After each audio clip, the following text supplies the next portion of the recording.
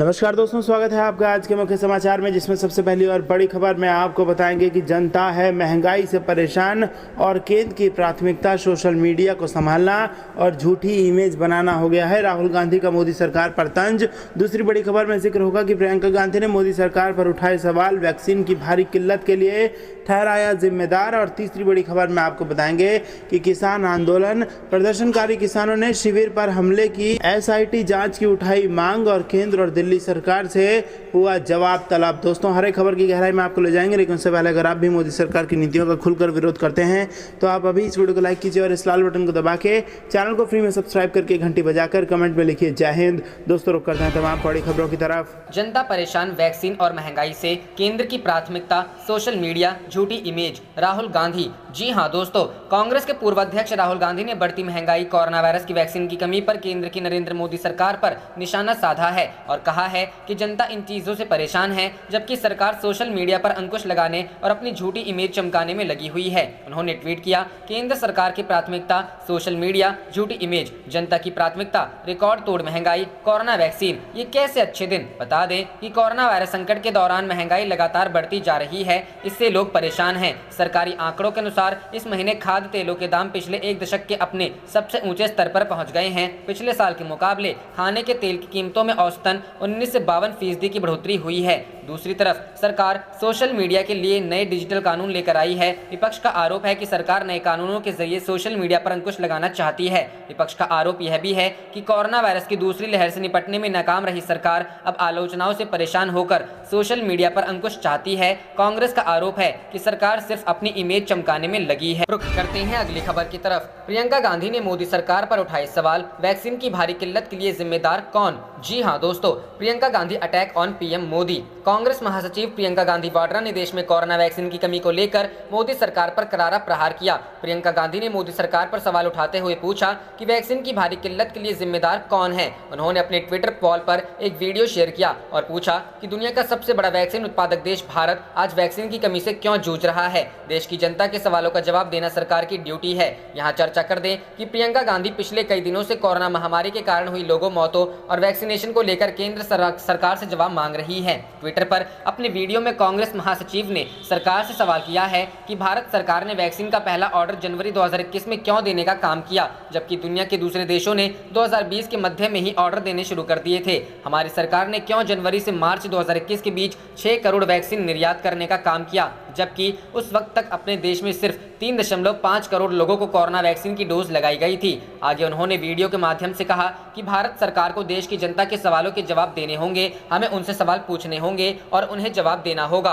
Corona vaccine की कथित तौर पर धीमी गति होने को लेकर बुधवार को भी केंद्र सरकार पर निशाना साधते हुए प्रियंका ने आरोप लगाया कि वैक्सीन को प्रधानमंत्री नरेंद्र मोदी के निजी प्रचार का साधन बना दिया गया, जिस कारण दुनिया का सबसे बड़ा वैक्सीन निर्माता राष्ट्र भारत आज दूसरे देशों द्वारा किए जा रहे वैक्सीन के दान पर निर्भर है। उन्होंने सरकार से सवाल करने संबंधी अपनी जिम्मेदार रुख करते हैं अगली खबर की तरफ। किसान आंदोलन, प्रदर्शनकारी किसानों के शिविर पर हमले की SIT जांच की मांग, केंद्र और दिल्ली सरकार से जवाब तलब। जी हां दोस्तों, दिल्ली उच्च न्यायालय ने 3 नए कृषि कानूनों के खिलाफ प्रदर्शन कर रहे किसानों के शिविर पर 29 जनवरी को हुए कथित मामले की विशेष जांच दल से स्वतंत्र जांच कराने का अनुरोध करने वाली याचिका पर केंद्र और दिल्ली सरकार को बृहस्पतिवार को अपना रुख स्पष्ट करने को कहा। न्यायमूर्ति मुक्ता गुप्ता ने केंद्रीय गृह मंत्रालय, दिल्ली सरकार के गृह विभाग और अलीपुर पुलिस थाने, जिसके अधिकार क्षेत्र में घटनास्थल आता है, को नोटिस जारी किया और उनसे याचिका पर अपना रुख स्पष्ट करने को कहा। याचिका में दावा किया गया है कि दिल्ली और हरियाणा के बीच सिंघू बॉर्डर पर किसानों के शिविर पर 29 जनवरी को कुछ असामाजिक तत्वों ने वहां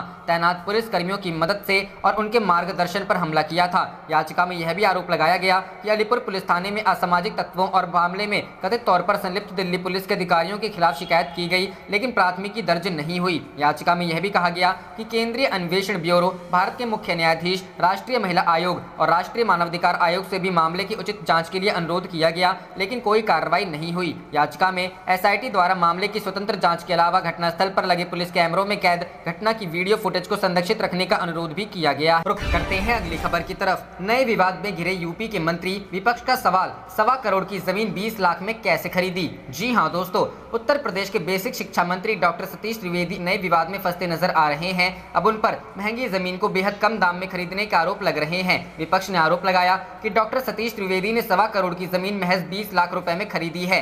सपा नेता सुनील कुमार यादव और आप सांसद संजय सिंह ने शिक्षा मंत्री डॉक्टर सतीश द्विवेदी को आड़े हाथ लिया है। इन्होंने ट्विटर पर 4 रजिस्ट्री की फोटो शेयर कर दावा किया है कि जमीन की रजिस्ट्री सतीश द्विवेदी और उनकी मां के नाम पर है। उनका आरोप है कि जमीन मार्केट रेट से कम दाम पर खरीदी गई है। सुनील कुमार यादव ने आरोप लगाया है कि सतीश द्विवेदी ने अपने और अपनी मां के नाम पर महंगी जमीनों को बेहद कम कीमत पर खरीदा। उनका आरोप है कि एक जमीन की कीमत 65.45 लाख रुपए थी, जिसे 12 लाख रुपए में खरीदा गया है। वहीं एक जमीन की मार्केट वैल्यू 1.26 करोड़ रुपए थी, जिसे महज 20 लाख रुपए में खरीद लिया गया। उन्होंने ट्वीट कर लिखा, गरीब का हक मारकर ईडब्ल्यूएस कोटे के तहत अपने भाई की फर्जी नियुक्ति कराने वाले सीएम योगी आदित्यनाथ जी के ईमानदार बेसिक शिक्षा मंत्री जी करोड़ों की जमीन 20 लाख में बेनामा कराने का भी हुनर रखते हैं। अब समझ में आ रहा है कि भाई ने इस्तीफा क्यों दिया। योगी जी, आपके मंत्री कब इस्तीफा देंगे? वहीं आप सांसद संजय सिंह ने ट्वीट करते लिखा, क्या आपको 1,26,29,000 की जमीन 20 लाख में चाहिए तो आदित्यनाथ जी की सरकार में मंत्री बन जाइए। आपको बता दें कि भाई अरुण द्विवेदी की सिद्धार्थ विश्वविद्यालय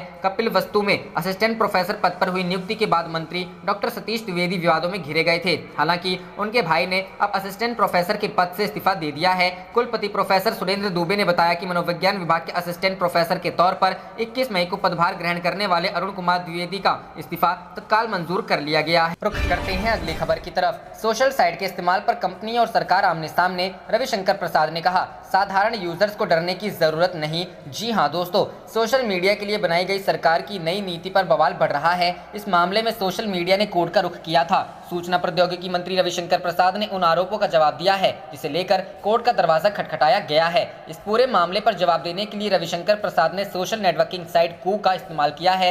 यह देशी नेटवर्किंग साइट उन सारे नियमों का पालन करती है जो सरकार की तरफ से बनाए गए हैं। रविशंकर प्रसाद ने लिखा है, सरकार निजता के अधिकार का पूरी तरह से सम्मान करती है। इन नए नियमों से व्हाट्सएप के साधारण यूजर्स को परेशान नहीं होना चाहिए। हम बस नए नियमों के माध्यम से यह जानना चाहते हैं कि अगर कोई मैसेज कहीं से भेजा गया है और उससे हिंसा होती है तो इसकी शुरुआत कहां से हुई पता लगा सके। नए नियमों के आधार पर सभी सोशल मीडिया कंपनियों को भारत में एक ऑफिस लेना होगा। इसमें नोडल अधिकारी की तैनाती करनी होगी जो सरकार और लोगों की परेशानियों का हल कर सके। रविशंकर प्रसाद ने आगे कहा कि इन नए नियमों के माध्यम से हिंसा, घृणा फैलाने वाला संदेश न फैले, ऐसे व्यक्ति को पकड़ने में आसानी हो। इन नियमों के माध्यम से भारत की एकता, अखंडता और संप्रभुता को बचा कर रखा जा सके, सोशल मीडिया के दुरुपयोग को रोका जा सके। सरकार अपनी आलोचनाओं से डरती नहीं है, यह सबका अधिकार है और सरकार इसे स्वीकार करती है। रविशंकर प्रसाद को इस संबंध में आकर अपनी बात इसलिए रखनी पड़ी क्योंकि सोशल मीडिया कंपनियां सरकार के नए फैसले को आम लोगों की कई अहम जानकारियां सोशल साइट के पास होंगी, जिसमें उनके निजी बातचीत, मैसेज जैसी कई अहम चीजें शामिल हैं। कंपनियां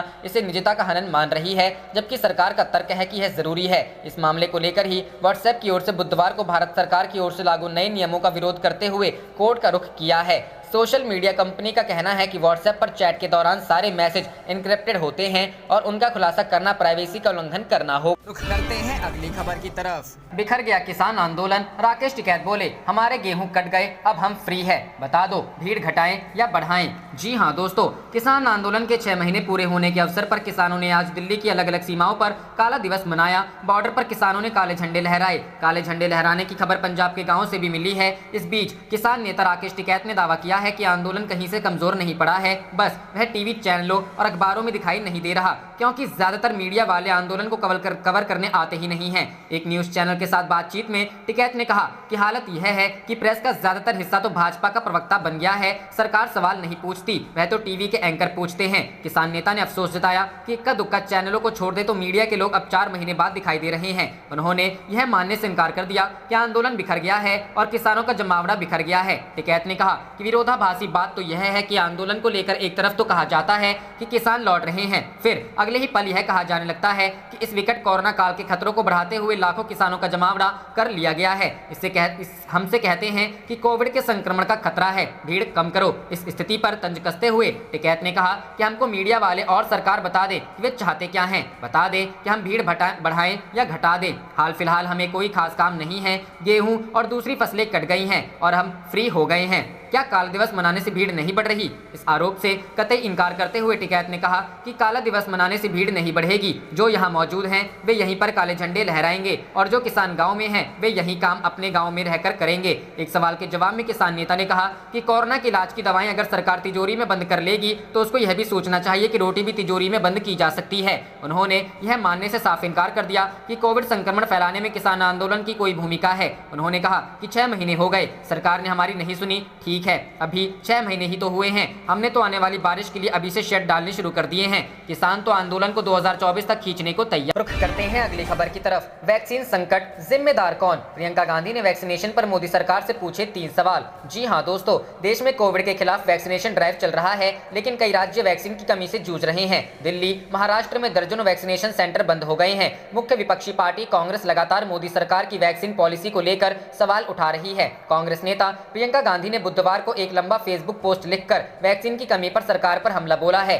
जिम्मेदार कौन शीर्षक से उन्होंने पहले कुछ तथ्य पेश किए हैं और फिर 3 सवाल किए हैं। उन्होंने कहा कि वैक्सीन पर अब बस मोदी जी की फोटो ही है, बाकी सारी जिम्मेदारी राज्यों के ऊपर डाल दी गई है। आज राज्यों के मुख्यमंत्री केंद्र सरकार को वैक्सीन की कमी होने की सूचना भेज रहे हैं। कांग्रेस नेता ने लिखा है, आज भारत के 130 करोड़ की आबादी के मात्र 11% हिस्से को वैक्सीन की पहली डोज और मात्र 3% हिस्से को फुल वैक्सीनेशन नसीब हुआ है। मोदी जी के टीका उत्सव की घोषणा के बाद पिछले 1 महीने में वैक्सीनेशन में 83% की गिरावट आ गई। आज मोदी सरकार ने देश को वैक्सीन की कमी के दलदल में धकेल दिया है। वैक्सीन कमी के पीछे सरकार की फेल वैक्सीन पॉलिसी दिखाई पड़ती है। इसके लिए जिम्मेदार कौन है? प्रियंका ने लिखा कि कड़वी सच्चाई यह है कि महामारी की शुरुआत से ही भारत में वैक्सीन आम लोगों की जिंदगी बचाने के औजार को बजाय प्रधानमंत्री के निजी प्रचार का साधन बन गई। इसके चलते आज दुनिया का सबसे बड़ा वैक्सीन उत्पादक भारत अन्य देशों से वैक्सीन के दान पर निर्भर हो गया है और वैक्सीनेशन के मामले में दुनिया के कमजोर देशों की कतार में शामिल हो गया है। ऐसा क्यों? रुख करते हैं अगली खबर की तरफ। कांग्रेस का आरोप, सोशल मीडिया संबंधी नियम दिखाते हैं मोदी सरकार का उत्तर कोरियाई रवैया।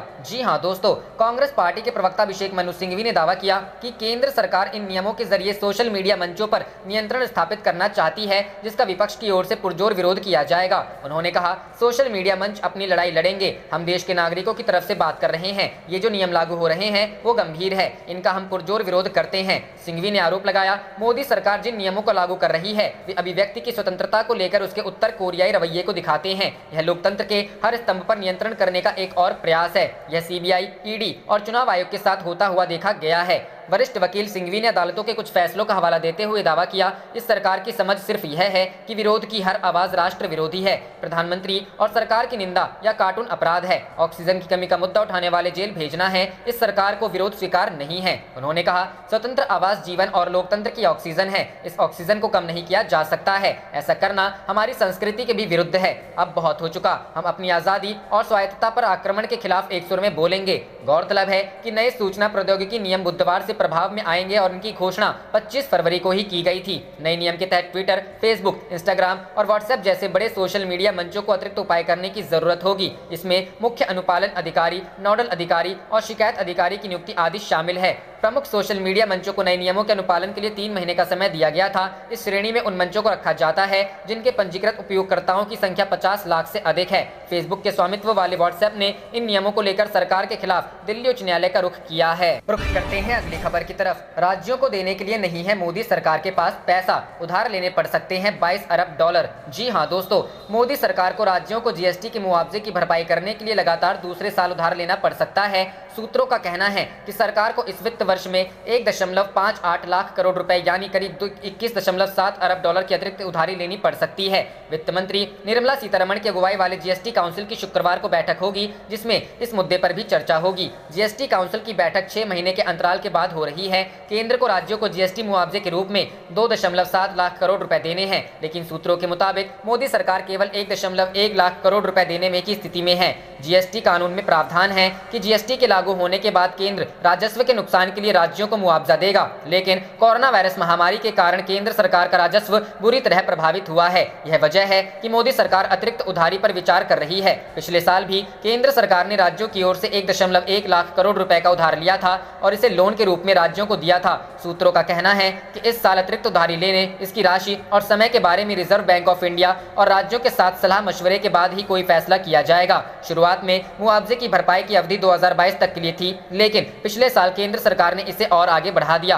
पिछले 7 महीनों से जीएसटी कलेक्शन लगातार 1 लाख करोड़ रुपए से अधिक रहा है, लेकिन माना जा रहा है कि आगे इसमें कमी आ सकती है। इसकी वजह यह है कि कोरोना की दूसरी लहर का प्रकोप रोकने के लिए अधिकांश राज्यों ने लॉकडाउन लगा रखा है। इससे आर्थिक गतिविधियां बुरी तरह प्रभावित हुई है। बार्कलेज की एक रिपोर्ट के मुताबिक कोरोना की दूसरी लहर से देश को 74 अरब डॉलर का नुकसान हो सकता है। बैंक ने भारत की इकोनॉमिक ग्रोथ का अनुमान 80 बेसिस अंक घटाकर 9.2% कर दिया। रुख करते हैं अगली खबर की तरफ। वैक्सीन नीति को लेकर केजरीवाल का केंद्र पर हमला। अगर पाकिस्तान भारत पर हमला करता है तो क्या यूपी अपने टैंक खरीदेगा? जी हां दोस्तों, दिल्ली समेत देश भर में जारी कोविड-19 वैक्सीन संकट को लेकर दिल्ली के मुख्यमंत्री अरविंद केजरीवाल ने गंभीर चिंता जताई है। केजरीवाल ने बुधवार को कहा कि कोरोना वायरस संक्रमण के खिलाफ लड़ाई के लिए टीम इंडिया को साथ आना होगा। मुख्यमंत्री ने कहा कि यह देश वैक्सीन क्यों नहीं खरीद रहा है, हम इसे राज्यों पर नहीं छोड़ सकते। हमारा देश कोविड के खिलाफ युद्ध लड़ रहा है। अगर पाकिस्तान भारत पर हमला करता है तो क्या हम राज्यों को अपने दम पर छोड़ देंगे? क्या यूपी अपने टैंक खरीदेगा या दिल्ली अपने हथियार? कोरोना वायरस संक्रमण के खिलाफ लड़ाई में केंद्र को सहयोग देने की बात कहते हुए मुख्यमंत्री ने कहा कि हम इस लड़ाई को हार नहीं सकते। अगर केंद्र यह लड़ाई हारता है तो भाजपा नहीं बल्कि भारत लड़ाई हारेगा। उन्होंने कहा कि हमारा देश कोरोना के खिलाफ युद्ध कर रहा है, ऐसे में हम यही नहीं कह सकते कि सब राज्य अपने अपना देखें। अगर कल पाकिस्तान युद्ध करता है तो हम नहीं कह सकते हैं कि यूपी अपने टैंक खरीद ले, दिल्ली अपना हथियार खरीद ले। ये वक्त सभी सरकारों को टीम इंडिया बनकर काम करने का है। मैं प्रधानमंत्री जी को कहना चाहता हूँ कि जो काम हमारा है ही नहीं, वो काम राज्य सरकारें कैसे करेंगी? जो काम केंद्र सरकार का है वो काम केंद्र सरकार को ही करना पड़ेगा। आप वैक्सीन लाकर राज्यों को दे दीजिए, जनता को वैक्सीन लगाने का काम हमारा है, वो हम करेंगे। केजरीवाल ने पत्रकारों से ऑनलाइन बातचीत में दावा किया कि भारत ने अपना टीकाकरण अभियान 6 माह की देरी से शुरू किया। उन्होंने कहा कि दुनिया भर के देशों ने अपने लोगों के लिए टीकाकरण कार्यक्रम शुरू कर दिया था, लेकिन भारत में अपनी जनता को टीका लगवाने की बजाय टीके विदेश भेजे गए। अगर हमने टीकाकरण अभियान पहले शुरू कर दिया होता तो हम कोरोना की सेकेंड वेव में बहुत से लोगों को बचा सकते थे। मुख्यमंत्री ने दावा किया कि केंद्र ने राज्यों से खुद ही टीके खरीदने को कहा है। उन्होंने कहा कि सभी राज्यों के मुख्यमंत्रियों ने टीके खरीदने के प्रयास किए, लेकिन कोई राज्य टीके की व्यवस्था नहीं कर पाया। कई राज्यों ने ग्लोबल टेंडर निकालने पर उसका भी कोई नतीजा नहीं निकला। उन्होंने केंद्र से टीके खरीदकर उन्हें राज्यों में बांटने का अनुरोध। रुख करते हैं अगली खबर की तरफ। सरकार के खिलाफ हाईकोर्ट पहुंचा व्हाट्सएप, कहा नए नियमों से होगा प्राइवेसी का अंत, संविधान का होगा उल्लंघन। जी हां दोस्तों, व्हाट्सएप की ओर से भारत सरकार के खिलाफ दिल्ली में एक शिकायत दर्ज कराई गई है। इस शिकायत में व्हाट्सएप ने सरकार को बुधवार से जारी होने वाले रेगुलेशंस को ना लागू करने देने की मांग की है। नए नियमों के तहत सरकार ने फेसबुक के मालिकाना हक वाली कंपनी को प्राइवेसी रूल से पीछे हटने को कहा है। इस मुकदमे में दिल्ली हाईकोर्ट से यह घोषित करने के लिए कहा गया है कि नए नियमों में से एक भारत के संविधान के तहत दिए गए गोपनीयता के अधिकार का उल्लंघन है। ऐसा इसलिए क्योंकि इस नियम के मुताबिक जब सरकारें मांग करें तो सोशल मीडिया कंपनियों को किसी सूचना को सबसे पहले साझा करने वाले की पहचान करनी पड़ती है। कानून के मुताबिक व्हाट्सएप को सिर्फ उन लोगों की पहचान बतानी है जिन पर गलत जानकारी साझा करने का विश्वसनीय आरोप है, लेकिन व्हाट्सएप का कहना है कि वह यह नहीं कर सकती। व्हाट्सएप के मुताबिक उसके message end to end encrypted यानी कूट भाषा में होते हैं। उसका कहना है कि नए नियम का पालन करने के लिए उसे मैसेज प्राप्त करने वालों के लिए और मैसेज को सबसे पहले शेयर करने वालों के लिए इसे एनक्रिप्शन को ब्रेक करना पड़ेगा। समाचार एजेंसी रॉयटर्स के मुताबिक अभी तक यह नहीं पता कि कोर्ट इस याचिका पर कब सुनवाई करेगी। मामले के जानकारों ने इसकी संवेदनशीलता को देखते हुए अपनी पहचान जाहिर करने से भी इनकार कर दिया है। व्हाट्सएप प्रवक्ता ने भी इस मसले पर बयान देने से मना कर दिया है। हालांकि यह केस भारत सरकार के फेसबुक, ट्विटर सहित अन्य सोशल मीडिया कंपनियों के साथ जारी टकराव को और बढ़ा सकता है। बीते हफ्ते ही कांग्रेस और बीजेपी के बीच छिड़े टूलकिट विवाद को लेकर दिल्ली पुलिस ट्विटर के दफ्तर पहुंच गई थी। व्हाट्सएप ने बीजेपी प्रवक्ता संबित पात्रा की ओर से किए एक ट्वीट को मैनिपुलेटेड मीडिया का टैग दिया था। इससे पहले भी भारत सरकार ने ट्विटर से कई ट्वीट डिलीट करने को कहा था। केंद्र सरकार का कहना था कि ये ट्वीट्स कोरोना महामारी को लेकर भ्रामक जानकारी फैला रहे थे। हालांकि दावा यह भी किया गया है कि केंद्र सरकार ने वे ट्वीट भी डिलीट करवाए जिनमें उसकी आलोचना की गई थी। व्हाट्सएप ने अपने फेक पेज पर भी इस बारे में जानकारी दी है। हालांकि वहां किसी देश विशेष को लेकर नहीं लिखा गया है, लेकिन व्हाट्सएप ने इस मामले को लेकर भारत सरकार पर केस दर्ज किया है। व्हाट्सएप ने कहा है कि कुछ सरकारें उसे ट्रेसेबिलिटी करने को कह रही हैं। व्हाट्सएप के मुताबिक ट्रेसेबिलिटी का अर्थ है यह पता लगाना कि कोई संदेश असल में सबसे पहले किसने भेजा। व्हाट्सएप का कहना है कि ट्रेसेबिलिटी से end to end encryption break होता है और इससे अरबों लोगों की प्राइवेसी खतरे में पड़ती है। व्हाट्सएप ने साल 2016 में एंड टू एंड एन्क्रिप्शन की शुरुआत की थी ताकि उसके जरिए किए जाने वाले कॉल, मैसेज, फोटो, वीडियो और वॉइस नोट सिर्फ उसी को मिले जिन्हें वे भेजे गए हैं। व्हाट्सएप का दावा है वह भी नहीं पढ़ या देख सकता है। रुख करते हैं अगली खबर की तरफ। अमित शाह पर एफआईआर क्यों नहीं की? हाईकोर्ट जज ने पुलिस कमिश्नर से पूछा, जानिए वजह। जी हां दोस्तों, कोरोना काल में बिना सोशल डिस्टेंसिंग की रैली को लेकर कर्नाटक हाईकोर्ट ने बेलागावी के पुलिस कमिश्नर को जमकर फटकार लगाई। कोर्ट ने पूछा कि भाजपा की चुनावी रैली में शामिल होने वाले लोगों और अमित शाह के खिलाफ एफआईआर क्यों नहीं दर्ज की गई। बता दें कि 17 जनवरी को बेलागावी के डिस्ट्रिक्ट स्टेडियम में गृह मंत्री अमित शाह की अगुवाई में रैली का आयोजन किया गया था। कोर्ट ने फटकार लगाते हुए कहा कि इस जनसभा में हजारों लोग शामिल हुए थे और कोरोना के नियमों का पालन नहीं करवाया गया। चीफ जस्टिस अभय श्रीनिवास ओका और सूरज गोविंद राज की डिवीजन बेंच पुलिस कमिश्नर को इतनी ढील देने के लिए लताड़ लगाई। पुलिस कमिश्नर की तरफ से दिए गए जवाब को लापरवाही बताते हुए कोर्ट ने तीखी टिप्पणी की। जज ने कहा, शायद कमिश्नर को कर्नाटक महामारी एक्ट 2020 के बारे में जानकारी नहीं है। आप देख रहे थे आपका अपना चैनल जय हिंद जय भारत।